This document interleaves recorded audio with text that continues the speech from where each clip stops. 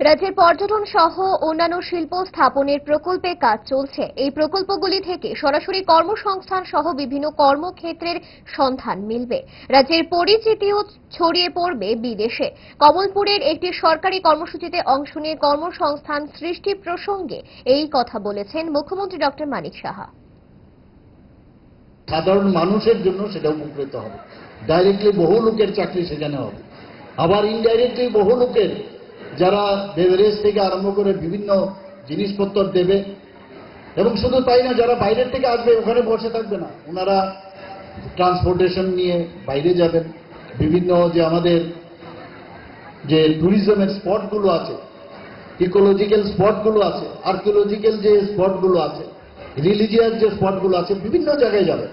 তাতে করে ত্রিপুরার মানুষ, ত্রিপুরার সম্পর্কে, আমাদের এখানে যে মিশ্র সংস্কৃতি তার সম্পর্কে মানুষ জানতে পারবে এবং সারা পৃথিবীতে সেটা ছড়িয়ে পড়বে। সেই কারণে এই যে প্রকল্প, এই ধরনের অজস্র যে প্রকল্প আমরা করে যাচ্ছি বন্ধুগণ।